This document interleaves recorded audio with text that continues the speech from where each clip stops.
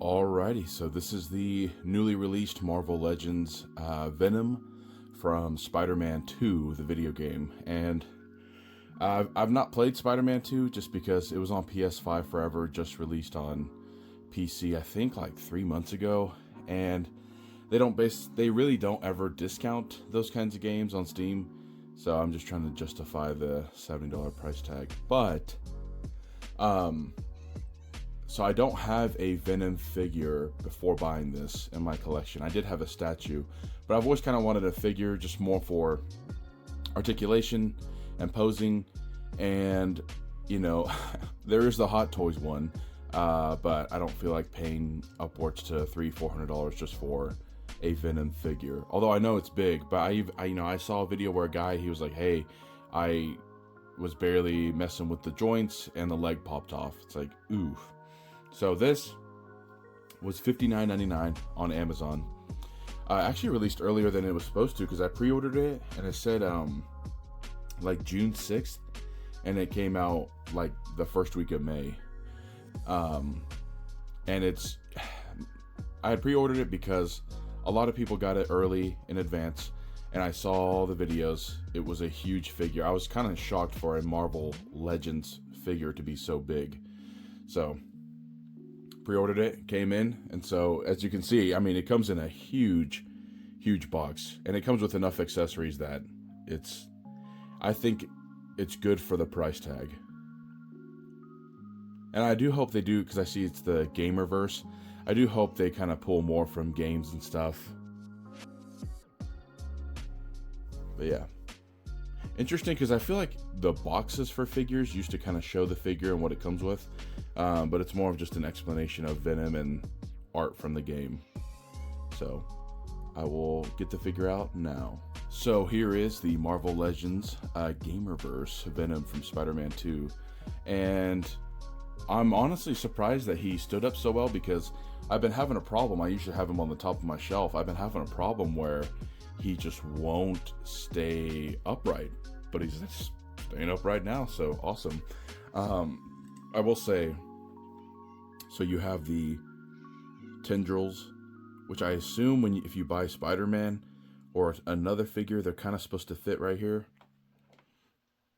Normal closed face. Really good like texturing and paint apps too. And I am so thankful.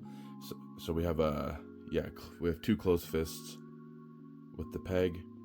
I am so thankful that for a figure with interchangeable hands and head, it is extremely easy to put on.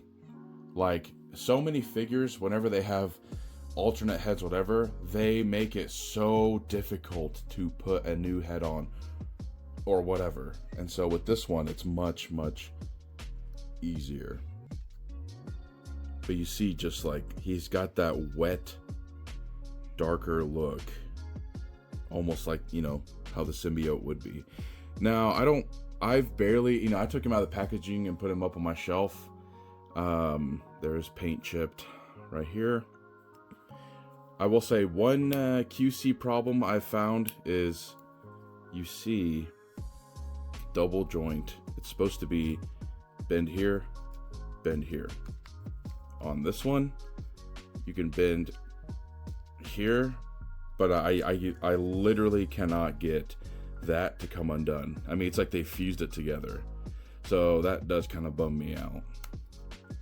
But it doesn't ruin the figure for me because, I mean, again, you have so much articulation that, I mean, you can do, you know,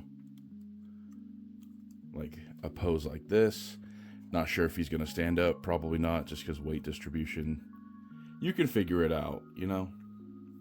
And with this actually can come off. I don't want to be too crazy with it. Basically, the spit effect can come off. I think it works better with the spit effect because it almost just looks kind of goofy with his mouth being open that high.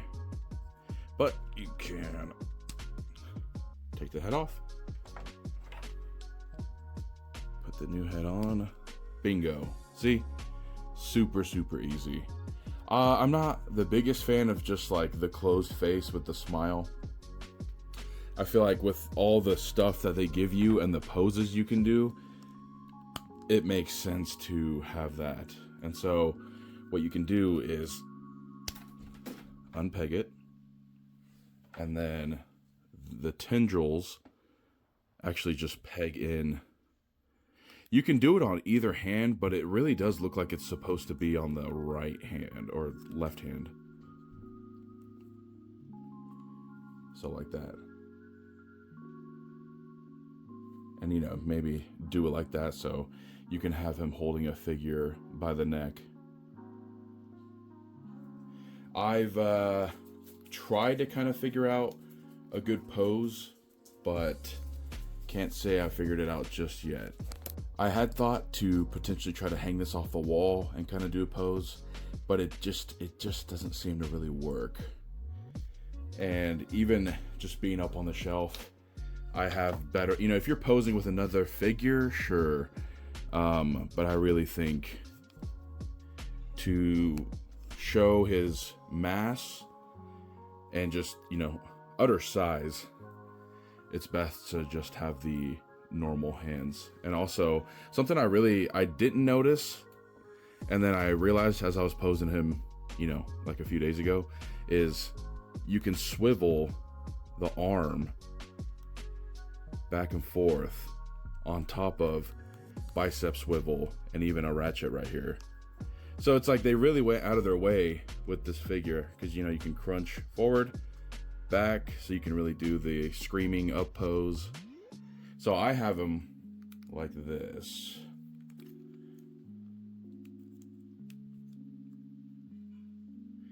Basically, because I want him standing so I can really have him scale with my other things upstairs on the shelf.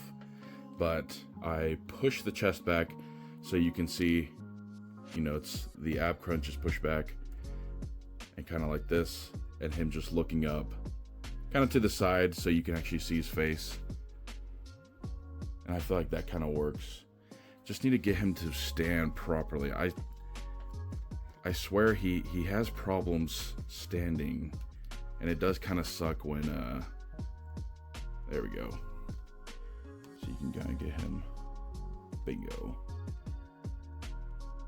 And I know, you know, everyone made the joke with the collector's edition for Spider-Man 2 where it's 19 inches of Venom, but this thing is insanely big.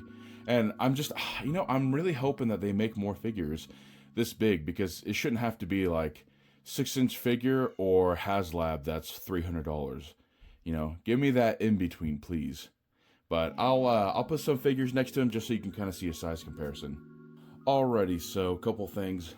I've got the ZD Toys Iron Man Mark IV and the NECA Emissary Predator. So you can kind of gauge roughly, you know, how big this thing is. In the game, I am pretty sure that like this Mark IV Iron Man is the size of Spider-Man compared to Venom, if not even smaller, because I remember he's huge in the game. And I feel like this Predator is roughly the average size of your NECA figures, and so it's got, you know, a good couple, almost few inches on top of that. So I mean, $60, phenomenal articulation, great paint, nothing feels cheap. It's got cool accessories. I'd say if you're a Venom fan, it's totally worth getting, but obviously I understand, you know, in this economy, paying $60 for a figure, but I guess we can't really go back to the good old days of $25 figures. So until next time, that is going to be it. As always, I appreciate everyone watching, and I am out.